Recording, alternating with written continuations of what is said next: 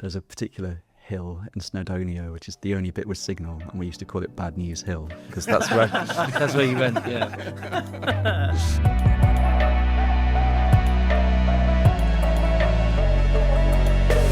Welcome back to Evo Podcast, episode 42. This episode I'm joined by John, Dickie and James Taylor has returned. He was, with a new fresh set of teeth.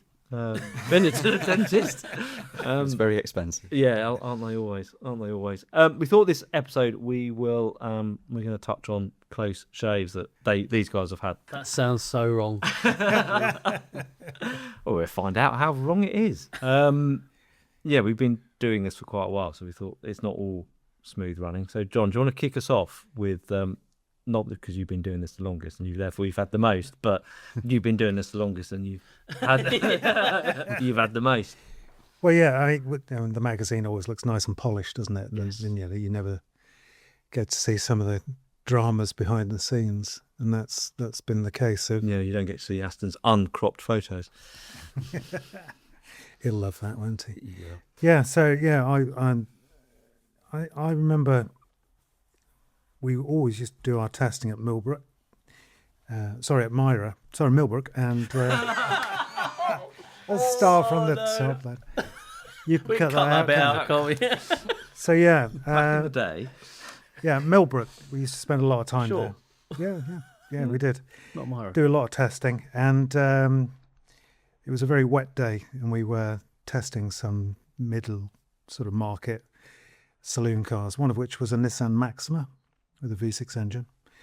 And I was coming back up the Mile Straight onto the great big apron, which was soaking wet, turned into the apron, and the car swapped ends. So now I'm going backwards at 100 miles an hour, and the brakes didn't seem to be working. I thought, well, this could bend very badly, because I knew there was a huge grass bank just looming behind. Yeah, it's like a bowl, isn't it, in the end of the street. So I sort of wasn't slowing down much, braced, and then hit the bank and went all the way up the bank, almost to the very top. It wasn't too bad. The wipers gave a flick, and then it started to go back down the hill with gravity on the wet grass. And there was a French drain at the bottom, which is gravel, and it just nosed into there. So I couldn't get it out, so they had to recover the car. And I went to the control room to collect the keys a bit later on. And the guy said, it sounds you were quite lucky there, because there's apparently no damage to the car. I said, well, that is quite remarkable. He said, but we did find this on the driver's seat. And there's this like 8-inch turd. But it turned out what it was, when the car had backed itself up the bank, the exhaust had taken soil samples. And as it came back down, it chugged out these little soil samples. So yeah, but the car was apparently undamaged. So yeah, that was a pretty close one. How did Nissan take that, or did you just... Well, we asked them to check out the Geo, because Yeah. we thought it might just tweak something. And there was nothing they found on the Geo. And there was just a slight crease on the rear sort of quarter panel. But what caused it? Do you ever get to the bottom of it? No, it just... Going too fast in a Nissan Maxima, I guess. Yeah, I guess so. Must have been just a bit of standing water or something, and just a bit too much input. So that was quite lucky. But yeah, it's not the only one I've had in the wet. There was our Evo Car of the Year 2010 at Cadwell Park. Oh, yikes, that was a big one. Well, nearly a big one. Well, it was nearly a big one, yes. That was nearly an 8-inch one, wasn't it? Yeah, we... it just started to rain a bit, and on the dipped back straight at Cadwell, you occasionally get just a little bit of water running across the track. So I think we got a Ferrari, I can't remember which one it was, 458 probably. I think it was 458, yeah. And that had been fine, and then the next lap I was out in the Lamborghini Gallardo Superleggera, and there was a bit more water running across the circuit.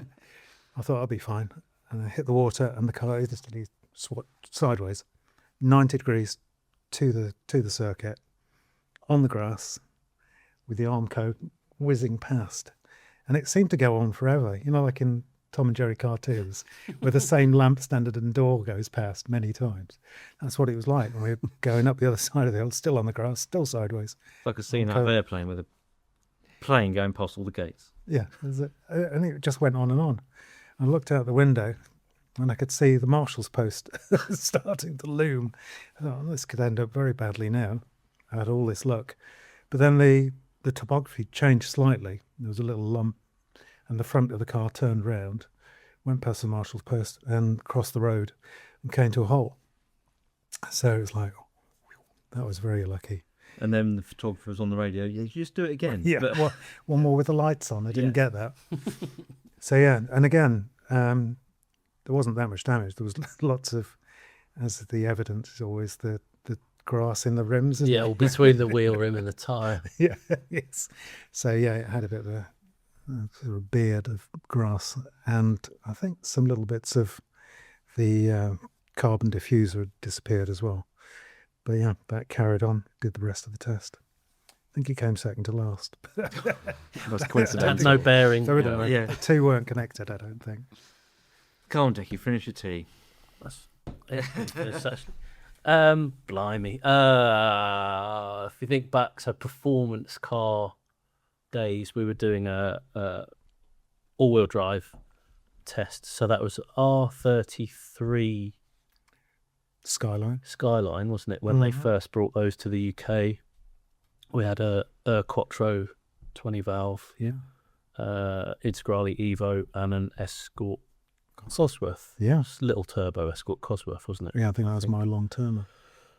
So, which was all great. The Integrale was the tricky one because we couldn't get one from a press fleet because Lancia had kind of wound up in the UK shortly before that, I think, or it was around about that time. So a friend of mine, Gordon, sorry for what's to come, but he had a lovely Lord Blue, which is a dark blue Integrale Evo. He'd arranged to or agreed to meet up with us. Was it on the Craven Arms? Yeah, Road? Sort of toward Clun Forest, towards Wales. So we were going to meet up on that road, do some photography, and then carry on to North Wales. And it was very early days, so we were using Anglesey Circuit just after that had opened. So anyway, we were doing some photography, waiting for Gordon to turn up. We heard him coming. He came past us at quite some considerable speed, sort of hooted and waved, turned into quite a long right-hand corner, ran slightly wide onto a grass verge. And it was all like we were just watching, weren't we? It was like, yeah. oh my God, this is all unfolding again in slow motion. The car was on its belly, so none of the wheels were on the ground on this grass verge. And then it just went smack right into there's a big earth bank with a great big tree, probably 200-year-old tree. And the root ball of the tree was where he hit us like, oh my God. And it was all a bit cockeyed, wasn't it? And Yes. the roof was a bit kinked and it still drove, but it was like, oh my God. So after saying hello to Gordon, he then dragged the car off, and I don't think we saw him again, did we, for the whole not for the test. So then we had to find another car because we were there. We had rooms booked. It was a cover story for performance car. So yeah, where do you find another Integrale? So, yeah, at when short notice? things go wrong on the test, Yeah. where do you? Because I remember that cover of the. It's great. Yeah, still, it's a great, really nice test actually. Where do you find Well, we Integrales? found there was a Lancia specialist called John Wally, Yep. who specialised in Integrales, and he was an absolute legend. So we phoned him up, and did he come? I think he turned up that evening or I so, think like he- literally It wasn't. We didn't within wait a long. couple of hours, and then we drove we were at the circuit, and then we spent another day on the road. I seem to recall it was quite a long.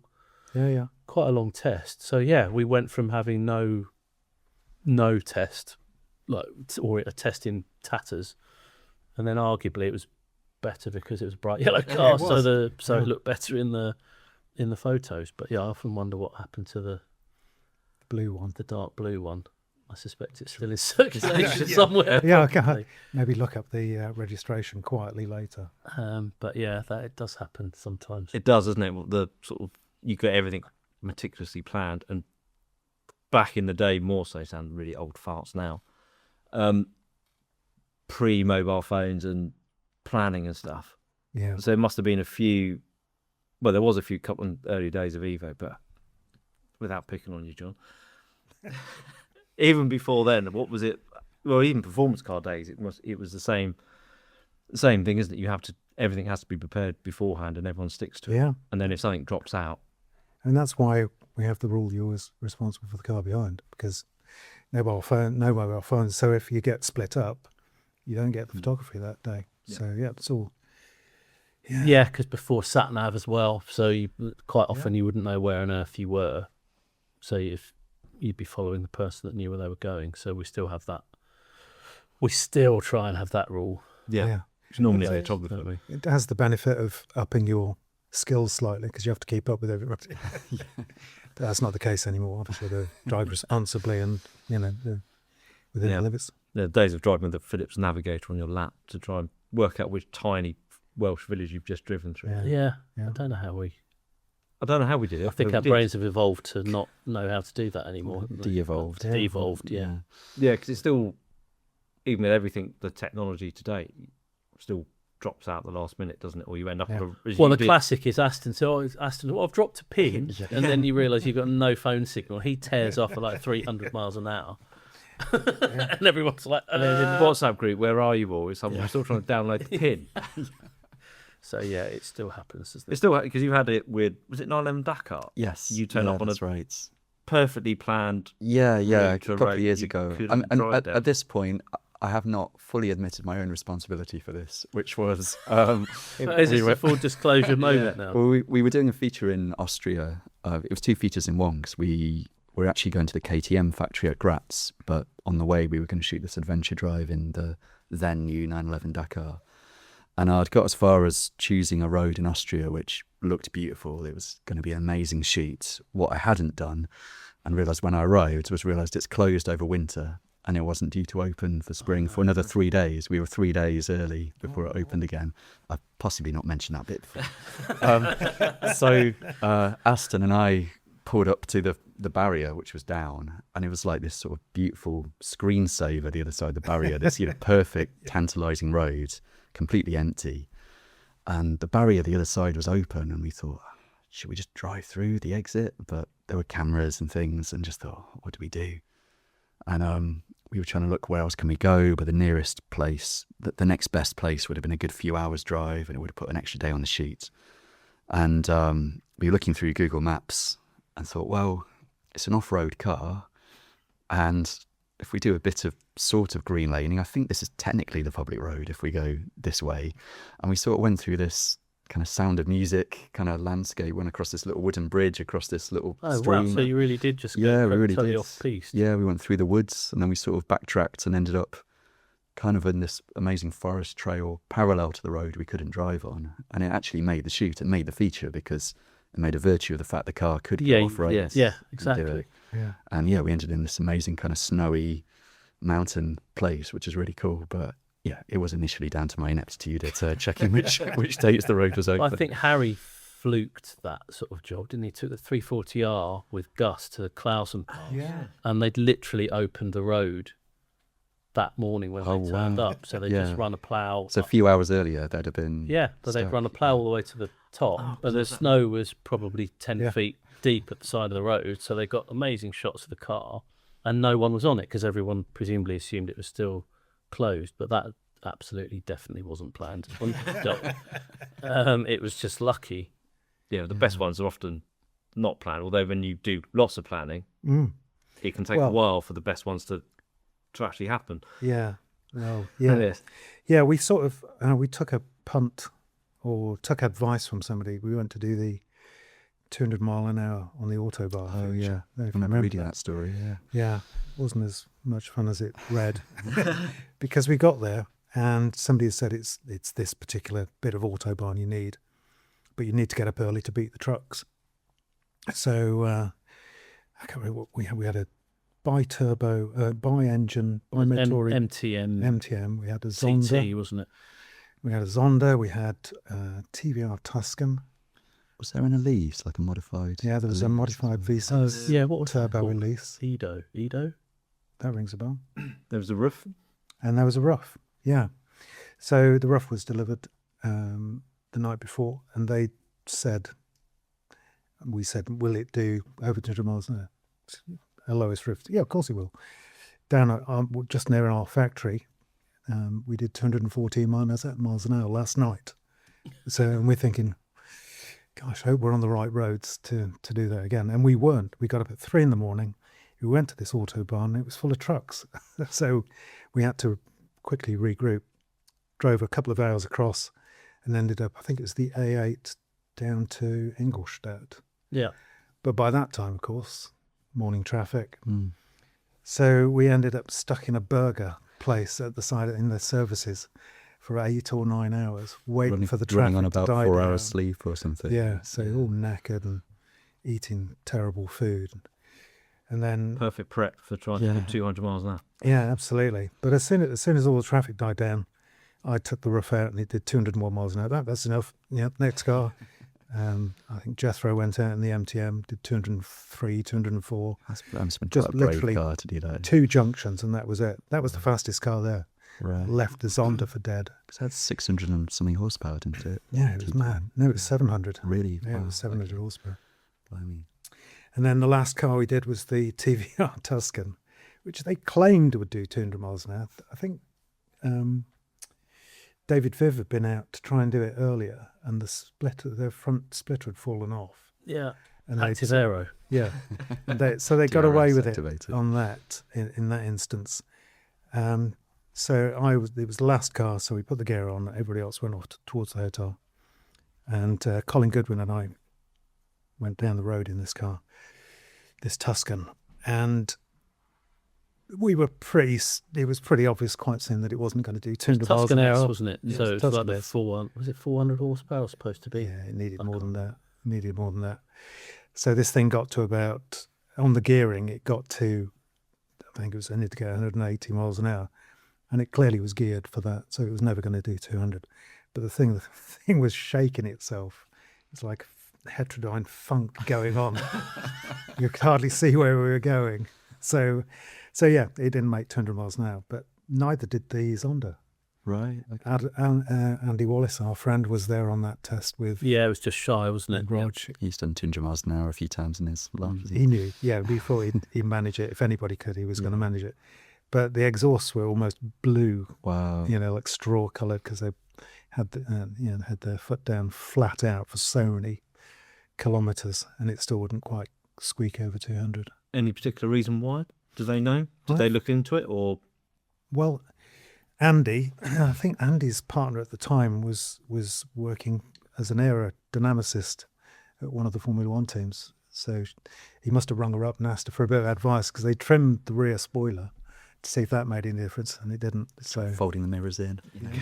taping up the door seat, yeah, but it just would not do 200 miles an hour. But we did it, so we came back with the story. But better planning sometimes is. Viv had some previous with a Tuscan, didn't he? Because didn't the Tiger panel blow out of one when he was driving one on No, another that test? was that was Monkey and We were both there, weren't yeah, we? Steve Sutcliffe Oh, and okay. Chris. So they turned up for Autocar. So TVR had this big gathering of media at Millbrook, because Okay. there'd been these sort of on and off sort of media wars with Peter Wheeler. So they decided to do a big sort of proper thing, get everyone there, and everyone could have a go at figuring the car on the mile Yeah. straight, wasn't it? So they honked off down the straight and then came flying, because you could do it in both directions. Oh, okay. They came flying back towards us. We were all on the apron where John had reversed part of the Okay. Maxima about 20 years Yeah, ago. the Maxima Memorial Bank. Yeah. 20 years. No, it would have been 9 or no, yeah, maybe not. 15 maybe? And yeah, just we had this enormous like bang, and the whole roof panel just went up like a leaf. Like a sycamore. And they like leaf. screeched. It was like proper comedy timing. They sort of came to a halt. I'm sure I'm embellishing it slightly, but it felt like they come to a halt. They come out like dazed with wax, come out, and then the roof panels were like, everyone was like, "What the just happened?" Ben was there, sort of The PR. Samuelson PR man, trying to think of a way of spinning it. Smoothing it out. Well, yeah, that was Chris Harris and Steve. Okay. TVR. My friend had it in a 420 SEAC going to Le Mans. It roared off without us. We came around the corner and that looks like a roof panel. Rob's TVR done the same thing, had popped out, Yeah. picked up, put in the boot. Sausage, egg and chips. Yeah. Yeah, it's the SCAC.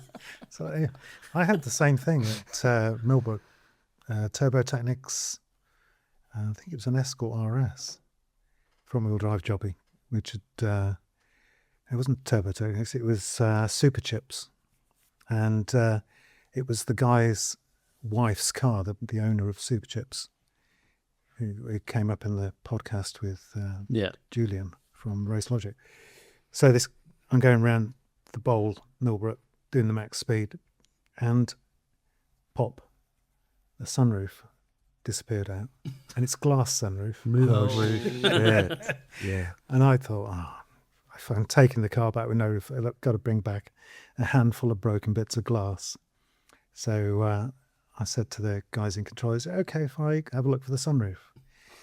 And they said, yeah, all right. So I was walking around the banking, and I found it in one piece. Really? Well, I suppose it'd be toughened glass. Yeah. So it must have flopped down and got a soft landing. I think that's the added jeopardy, isn't it, that we don't tend to have so much, because we would always we'd always performance test stuff. So we'd always try and schedule that after we'd done the road driving and photography in case After the car, pictures were in the bag. Yeah, in case the car broke. But then you'd have the added jeopardy of if the weather's not looking great, you needed to get the figuring done before the road test, and inevitably, if you did it that way around, then you'd probably break something. Yes. Yeah. Particularly, back in the day when it was all manual gearboxes. Yeah, everything was much more fragile then as well. I think they weren't quite as Apart from the timing gear that was robustly engineered. Well, that would probably fall off. Or the printer paper would run out. Or something. Or the fifth wheel. That shows how old I am. The fifth wheel would be on the side of the car, and you forget and you reverse over it. Oh, right. That was a common thing. So yeah, all this sort of jeopardy that you don't see, all the behind the scenes dramas.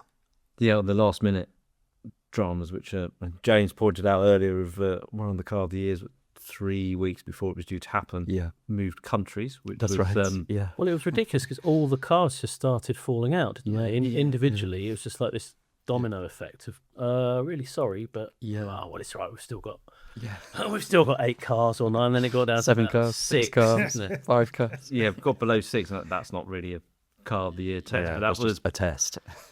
That was all due to it was still Brexit and carne fallout of get moving cars around and a car coming from one country. Oh, so that's why I'd forgotten all about that. That's why so we did it in the UK again. It was easier. Bizarrely, it was easier to get a car into the UK than it was to get a car out of the UK. Yeah. So they all came over here and did it up in it was your first one, wasn't it? So That's it was right. up in Peak Scottish District borders. and borders and stuff. But all a couple of weeks before we were all expecting to go down to somewhere warm and sunny, and ended up going somewhere a bit milder and slightly damp around the edges. With a nice tight deadline to write the words as well. Yes, we've had to move it back a couple of weeks to find accommodation for 15 people and stuff. So but the last minute changes. There's been a few, and sometimes for the better, and hopefully no one notices. I think there's a sweet spot with planning. Is if you plan too far ahead, something is bound to change and throw the whole thing into chaos. Yeah, it depends how sort of stressed you're prepared to get, isn't it, of how late you leave it. And there is a sweet, as you say, you leave it too. Yeah, fine, we've organised it for 6 months down the line and everything will change. Yeah. Sometimes it's brilliant though, like it's proper last minute. It's like playing on a fruit machine, and every pound you get the jackpot. It's like, I think, we need to get this. Okay, I'll phone them. They've got one. Phone them. And they've got one. Yeah. And then you've got this test that you would never have thought you'd pull together. I think that was a bit like the when we did all the Ferrari, so GTO, F40, F50 and Enzo. That was that kind of test. The impossible tests sometimes are the ones that come together that you think, well, that's never going to come together, but we might as well try because it would be funny to see what excuses we get of why we can't do it. And it's like, well, he said yes, and he said yes, and so we've got Calling them a all. bluff, isn't it? Yeah. And you phone a press office, can we have a nondescript hot hatch? No. Yeah, exactly. Yeah. What did the Toyota GTO come prime in the end? That Because that was last minute, wasn't it? That was Jeremy Cottingham. bought that car. Yeah. So this was a test Evo did When the Enzo was new. Enzo. So it was Enzo That was S50, F40 and that was 208 DTI. So the Enzo, at the time, we had a good kind of relationship with a guy called Sam Lee, who still has a Oh yes. crazy car collection. And he sponsored a GT team, Ferrari GT team. They sort of revived the Maranello concessionaires colours, and it was called Velox Motor. Oh yeah, and they they were then they were the at one R8. British GT, didn't they? With Yeah, 430s. Yeah. And so I got to know John, one of Sam's guys, and Sam very kindly. So we got first drive of the Enzo in the UK, which was his car, and then he let us have the car back to do this this big test. So yeah, Jeremy Cottingham supplied Yes. the 288 GTO. Drove it up for us as well. He met Yeah. us there, didn't he? Then there was a guy local to me, Yes. Rob. Yeah, That was ridiculous. A guy called Robin, who just let me have the car for. He said, "Oh, I'm going on holiday for 3 weeks, but you can pick it up and Wow. Okay. I'll let you know when I'm back, and you can bring it back." So I had an F50 parked in my garage, and to the point earlier about if something bad's going to happen, it's going to happen to the car you least want it to happen to. I didn't dare take it Yeah. Yeah, anywhere don't blame you. other than Yeah. the morning we drove Yeah. up to Wales, and then I brought it back home, and even then I clouted the front on a Cattlegrid. Scuffed. Took a small chunk out of that. I was like heartbroken, and like, oh God, how am I going to tell Rob? Harry that I need to pay for it. Well, no. I was like, shit, we've got to do this properly. So we ended up having it painted at, I can't remember whether it was Moto Technique or Ferrari. Someone like went through the whole, do it absolutely perfectly. So then when I gave the car back to Robin, I said, well, there was a bit of a miss, but it's all done. So gave him the car back, was sort of going all around the houses trying to find a good way of telling him that. And I said, "Oh, you shouldn't have worried about that. I'm always doing it. I take it around the local. Have it done." I was like, oh. But yeah, it's always the trickiest cars. And then the F40, That was chap turned Len. was that Les? Can't remember. Len or Les turned up with it, and we, as was the way at the time, I would take the owner out, drive it beautifully, put him at his ease, and then you guys would razz off him. Do a sneaky cornering shot in it, Yeah. and bring it back. No, he was very relaxed after it. You know, he saw what we were up to and how we did it. Mm. But it reminds me of a story of another. Did I tell you the one about the autocar?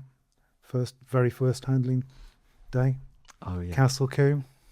Well, they got a Ferrari for that, which was pretty rare at the time because Ferrari, back then weren't. Well, that would weren't have been the- Maranello concessionaires, wouldn't it? That would have given you the car Yeah. before Ferrari UK were. Yeah, were a thing, an entity. So yeah, it's a pretty special thing to get a Ferrari. And being a young roasted oyster road tester, I was doing some of the handling shots. It was at Castle Combe. And Peter Byrne, ex of Motor, was doing the shots. So he knew he was going to get the shot. And I'd done a couple of cars for him around Quarry Bend. There's a lovely oversteer and a 5 Series 535i. And then I thought I got my eye, and so I take the Ferrari out. I bought the Magnum. I was a black one, it was completely different. 308 GTB. Got into the corner, got on the power. Oh, thought this isn't going to stop turning. A rampant 230 horsepower. Or whatever Yeah, it would have caught me been. out, I can tell you. And Peter Byrne got the shot, looking the other way from Get the the corner. shot while he was running away. No, he never ran away, Peter. There's a marshal's post on the inside of the corner. And he's got this series of shots of the car getting more and more sideways, me looking the other way. And it just goes past the end of the tyres. So anyway, back to the pits. Dusty car. Anybody that'll listen, it's a nice car, but a little bit spiky. A little bit spiky at the limit. And they went, get on with you, go and drive something else. Get it out of your system. Anyhow, about 10, 15 minutes later, the news editor had taken the car out and had done the same thing, but hadn't been going quite as quickly, or got the opposite lock on quite as quick, and the tyre marks went straight into the tyre barrier. Straight to the scene of the accident. Straight to the scene of the accident, which is Oops. a shame for Mr. Michael Harvey. But, oh, did I say that? So yeah, that was Keep the news hounds at their desks, Yeah. is what you'll say. it's probably spoiled our relationship with Ferrari for another couple of years. We need to get Aston, because he's the one who Well, encourages he's got all the dirt on all of us, hasn't he? Because he's Yeah. got like a retirement file of. He's got Yeah. photographic just evidence. one more of run all with a of bit it. more. I'm not going to say Epstein, but he's got the dirt on all of us. It's like Sam Riley, the videographer, I discovered, has got a folder from funny journalists, and he's kept all the clips. But we're hilarious. Of That's fe- just our evening Features conversation. of repartee. really shit on camera. So it's all right, Sam. That's a good one. Yeah. Yeah. So I'm sure Aston's got the same. But there is a rule, isn't there? Never let the photographer drive. No, but there is getting to the stage where we need to start photographing them, Yeah. because they seem to make it look. Well, I think it's so easy. It's the job swap feature It is a job that swap needs to feature. happen. I did let the photographer on the first Mini Cooper launch drive because I thought the car's completely foolproof. Yep, yeah, but not photographer proof. Jeez, we got so close to the edge in Italy. You know, you get those roads that go around the edges of mountains, Yeah. and there's And just Italian block, job and on then it. Yeah, gas. some and rusty, yeah. metal in between. God, it came skittering into there. But it's just their way, isn't it, of revenge, because they've had to sit next to you for 2 days, Yeah, Pretty much. and they say, "Oh, can I drive back to the hotel?" I don't know, I'm getting one. yeah. I'm trying to think of near misses. I did a recent one was in the Revuelto, but on track. So I suppose it's forgivable, isn't it? Yeah, And I thought we've all been there. I thought I got away with it, but then you came It was around the me, corner, yeah. and I happened to be looking at the side of the apartment. Well, if it's, why is it facing the wrong way, and why is Dickie not in the car? I just thought it'd make a nice static for Aston. It's No, very neatly parked. yeah, out of a tight hairpin, I may have. And to be fair, the track was mixed conditions. No, it was yeah. patchy wet dry, but I ended up having a spin, and I shut my eyes because I thought I've run out of any useful input here, so I'm just going to shut my eyes. And I opened them, and it was perfectly parallel parked up against the tyre wall barrier on the inside, like literally that close. I think it was just a build up of mud from the wheels sliding sideways that had acted like a buoy for a boat not hitting It was them. like one of those Guinness World Record parking attempts, like Yeah, a perfect it was like a 180 rough, to swift yeah. kind of effort. Yeah. But yeah, that was very. Were you very made to close. pick all the mud out of the tyre spokes? I had sort of scooped it of like pottery throwdown, the amount sort of clay that was stuck in the wheels. But yeah, that was Only very, in the wheels. very Any close. clay anywhere else? No, nothing. And Nothing. no anywhere. soil samples this time. Yeah, there is nothing worse than having to sort of the clean up of sort of shame of wiping the mud off the side of the car and picking the mud out of the spokes. I've still got some photos of Jethro from doing cornering shots in his VXR. Were you? Sorry, we've broken the fourth wall. Pointing at Aston. I can't remember who was photographing it, but it was a proper Rally-spec. Got the back wheels down in the ditch, and he just kept his foot in. Oh, nice! It just came. Dragged back. itself Amazing. up and out, and I was parked around the corner waiting for him to appear so I could go.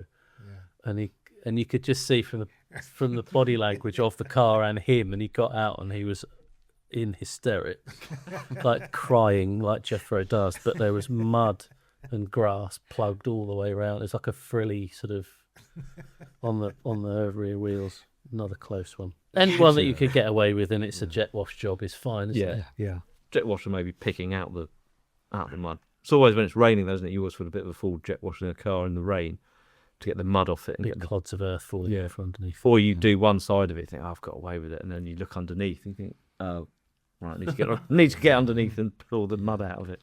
James, you must have had a few post shaves. You spend so much time on track. Yeah, I mean, there was the time on Evo Car of the Year a couple of years ago where I balletically drifted nowhere near where I was intending to go, and we did have to jet wash a particular car on that. Yeah. And pick a lot of stones out of the brake disc before it did any. Yeah. It's like But don't drive. yes, Don't yeah. drive. Yeah. yeah, It's like sort of, yeah. So yes, there's a picture of it on the Yeah, we put it on a low loader, took it back, crane out of the mud. Yeah, but Jonathan Palmer's freshly graded, seeded. yeah, because we took a drone shot later, and there's sort of perfect tire marks in the freshly manicured. You might see it on the subs cover of a car of the year issue. Well, I don't think it's on that wall, is it? But yeah, I was back again at that circuit recently for a car launch, and they've taken that gravel trap out and it's tarmac now. So I don't know if it's because I spoiled. I think they the knew you were beautiful. coming. Yeah, they laid that on especially called for me. Taylors, I think. Yeah. But yeah, speaking of corners on racetracks, John, you mentioned Cadwell Park earlier, which is one of the more unforgiving tracks in the UK. But the only season of racing I've done, I did a year in a Radical Championship in 2016, and it was the test day before the race itself. And a Radical around Cadwell Park is one of the most fun things you can do, sort of car track combos. And I was getting a bit giddy.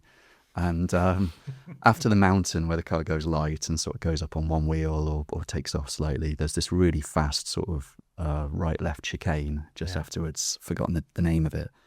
But I was just sort of dabbing the brake and going through. And I had the theory. I thought, the front end's so good on this car, I don't think I need to touch the brakes. I think it will go through with just a lift. And my theory was disproved. And it had rained that morning, so I just touched the grass on the way out, and it was just like a tractor beam. As soon as I touched it, it sort of pulled the car to the barrier. But luckily, because it's a bike racing track as well, they had those amazing kind of squidgy, can't remember what they're called, not Tech Pro, but something like that, the kind of squidgy bag things. And so I went in forwards, and then the car kind of slewed round at the back, and the rear wing touched the barrier. And the team said I was the only driver they've ever met who'd crashed a Radical forwards but broke the rear wing because the car's gone in the front. Yeah, but it was fine. No damage at the front at all. The barrier had done the job. It didn't. Even the tracking was fine. It didn't even put the tracking out. So they stuck a new rear wing Driver. on the back. Yeah. Well, that's what they wanted to do, but it's too late to change the name on the entry form at that point. So I've still got the rear wing at home. So well, this wing's no good for us. Either we put it in the bin or you take it back as a souvenir. So Fantastic. I was in a Vauxhall Adam press car at the time, as I somehow managed to Put it fit on the this. roof. Yeah, I was tempted to. I did mock up a picture with it like that, actually. But yeah, I've got that hanging in my garage at home as a souvenir. Yeah. When I worked at another magazine, there's a particular hill in Snowdonia, which is the only bit with signal, and we used to call it Bad News Hill because that's where you went. Yeah.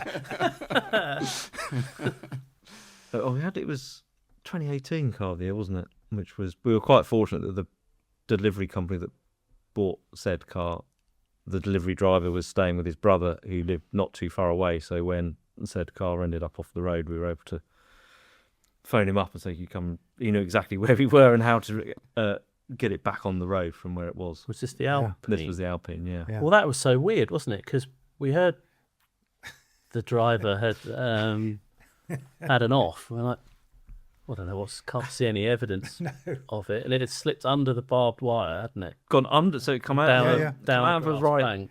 out of a right-hander. Yeah, and then gone. He'd done that, and then gone straight, turned sharp left, and down the bank, hadn't he? Managed to Into find the widest opening in the between fence posts as well, because it was really tight, but this was a big opening. Well, I think someone had obviously taken the post out of the fence, and they just left the barbed wire, which was loose. So that just went. It went under the barbed wire and then just sort of, I guess, tobogganed all the way down. But we couldn't find it. No. Oh wow! We drove past. Went, where is he? Oh, you only when you turned round and came back up could you see it, but on the way down you couldn't. A bit like that time I put a coachman in a ditch and phoned my mates and we've dropped. Where are you? We've driven past this corner. We were so far down the embankment they couldn't see us. It was dark. That's valet parking, isn't it? Yeah. Obviously, we were sympathetic, so we macked in a second one next to it. Because they sent us an identical Alpine, but with one number out on the number, so we just photoshopped that next to the other one and just sent it to the PR. You wouldn't believe it. Didn't go down well, that did it? No, he still hasn't spoken to me. But the other close shave was the launch of the 360, because you drove a 911 down from Reading. Well, these were the days when Ferrari really didn't like comparison tests unless they'd been signed off by the lawyers almost. A long story short, we'd done a twin test and we were waiting for the bus to take us back to the airport. And the PR guy sidled up beside, just behind my shoulder, and said, "I hope you haven't done what I've heard you've done." And I was just, so I turned around and said, "Well, you know, we did it on the cover last month. You know, if you want another cover, we have to do it with it." And the PR lady, Ferrari, started to tug at his shoulder, to his shirt, jacket. "There's a call for you, Tim." He said, No, in a minute. And I was in his sights. He said, "No, you really need to take this call, Tim." And it was from Autocar, who'd just driven their 911 into the back of their 360. Yeah, collie. And I saw the PR lady a couple of months later at Silverstone. He said, "Yeah, that was amazing, wasn't it? You know, one of it was all this shit heading for your fan, and then it went the other way." That was a close race. Yeah. So yeah, thank you, Autocar. Saves us right roasting there. Before we annoy anyone else, should we wrap that one up? Oh, really? John's got a whole list. This whole book. Yeah. Always keep notes. Yeah, but they've also kept notes on you, John. I know. That's why I want to get in first. Well, unless there's anyone else you want to upset, and No, not today. There's another day. Save that for another one. save that for another one. Okay, we'll call that one. Bring that one to an end. No biscuits this week. John didn't bring any. Cheeky. After the Kit Kat orange debacle from last episode. Thank you all. James. Thank you. Thank you. John. We will see you on the next one. Thank you very much.